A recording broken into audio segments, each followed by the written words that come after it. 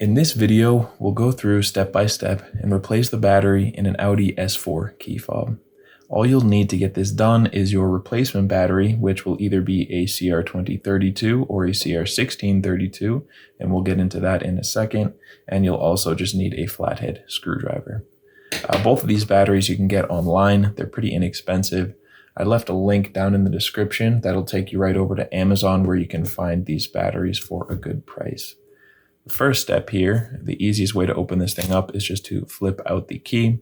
You can see there are two halves of the device. If you grab on either end and just pull, you can separate these two halves. If that is a little bit difficult, just grab your flathead, and on the back there is an opening right here.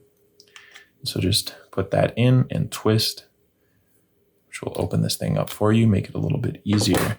Now down here on the bottom, you can see there's this space here where the key was inside of there. You can just grab on either of those plastic edges and just pull it right apart. That is the quickest way. If it feels stuck, if it's difficult to do that, just grab your screwdriver, and once again, we're going to go in this opening where the key was and just pry to get some better leverage on it like that. Now inside, either your battery is just going to come right out like mine, or you can gently pry the battery up and out of place. I have the smaller sized 1632. Some of you out there will have this 2032 battery, which is a little bit larger.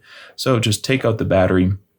Whichever one you have is the one you will get for a replacement. So if you have a 1632, you'll buy one 1632. And if you have the 2032, you'll do the same. So just take your replacement battery, and the process is going to be the same for both of them. So take your replacement, make sure that the positive side is facing down, and just set it into place like that. And now go ahead and set the top part right on there and click it back together.